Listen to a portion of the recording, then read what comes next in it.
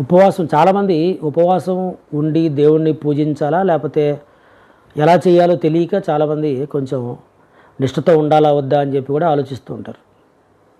చాలామంది ఉపవాసాలు ఎక్కువగా ఉండి కూడా నీరసంగా ఉండి ఆ రోజు ఉపవాసం ఉన్నటువంటి నీరసం అంతా కూడా మర్నాడు కూడా వాళ్ళు ఎఫెక్ట్ పడుతూ ఉంటారు.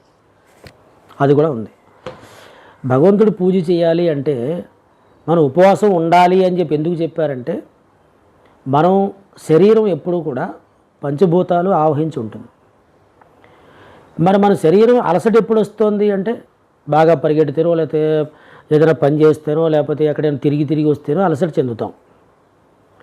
అలసట చెందిన తర్వాత గబగబా ఏదైనా తింటాం. తిన్న తర్వాత మనకి ఏమవుతుంది, ప్రశాంతంగా కాసేపు కూర్చుంటాం లేకపోతే పడుకుంటాం. అయితే భగవంతుడు పూజ చేయడం అంటే అర్థం ఏంటంటే అన్నిటికంటే కష్టమైన పని పూజ చేయడమే. చాలామందికి 100 మందిలోనూ కూడా 99 మందికి భక్తి ఉంది. భక్తి లేకపోలేదు. ఈ రోజున ప్రపంచం ఎలా ఉంటుందంటే కారణం భక్తి ఉండబట్టే. మంచితనం ఉంది, భక్తి ఉంది, తర్వాత నమ్మకం ఉంది, అన్నీ ఉంటాయి. ఎవరో ఒకళ్ళిద్దరు ఉండొచ్చు నమ్మకం లేని వాళ్ళు, కానీ వాళ్ళు మనం లెక్కల్లోకి తీసుకోక్కర్లే. ఎందుకంటే నమ్మకం లేని వాళ్ళు ఎప్పుడూ నమ్మకం లేనట్టే ఉంటారు.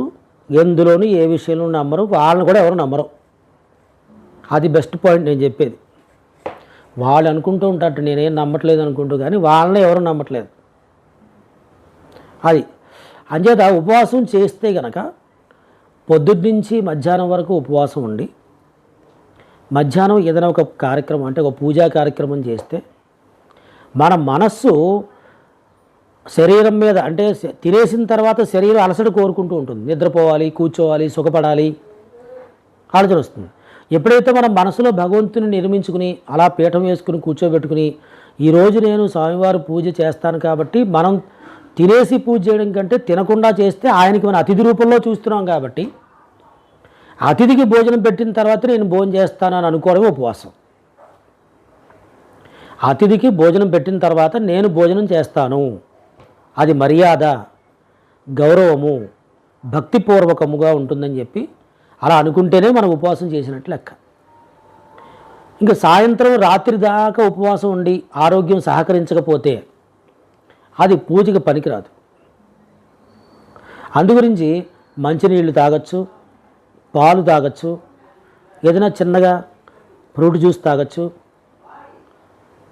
ఇలా చేసుకుంటూ ఉంటే శరీరం అలసిపోకుండా ఉంటుంది. ఘన పదార్థం అంటే గట్టిగా ఉండే పదార్థం తినేస్తూ కూర్చుంటే మనం పూజలోకి అలసట వస్తుంది కాబట్టి భక్తి ఉండదన్నమాట. మనం ఏ కాన్సెప్ట్ గురించి మనం పూజ చేస్తున్నామో అది తగ్గిపోతుందన్నమాట. అది తగ్గిపోవడం వల్ల మనం తినేసింది అక్కడ పనికొస్తుంది కూడా తగ్గిపోతుంది. ఉపవాసము అంటే అర్థం ఏంటంటే మనస్సులో స్వామివారు నిర్మించుకుని తండ్రి నేను నిన్ను నా మనసులో పీఠం వేసుకుని కూర్చోబెట్టుకున్న తర్వాత అన్ని సపర్యలు చేసిన తర్వాత నేను నీకు భోజనం పెడతాను అని చెప్పడమే ఉపవాస దీక్షతో కూడినటువంటి సారాంశం.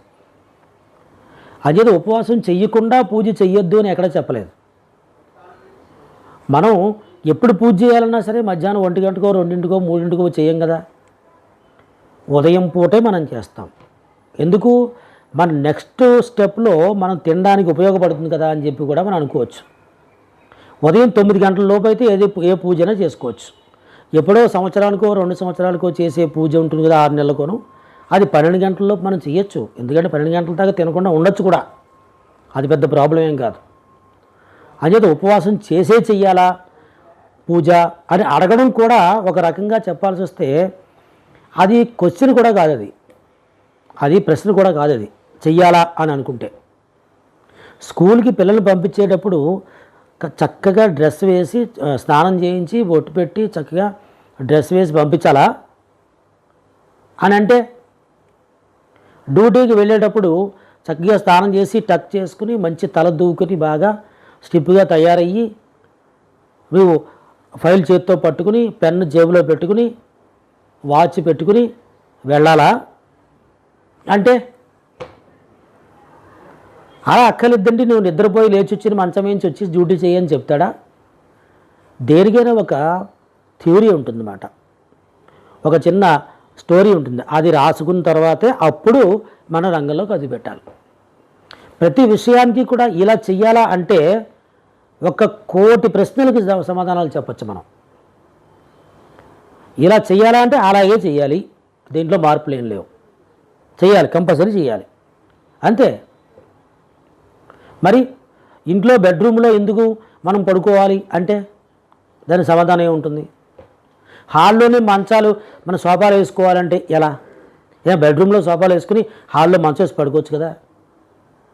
ఇలా ఆశ్చర్యచకితమైనటువంటి ప్రశ్నలు, సరదాగా ఉండే ప్రశ్నలు అన్నీ వస్తాయి ఇందులో.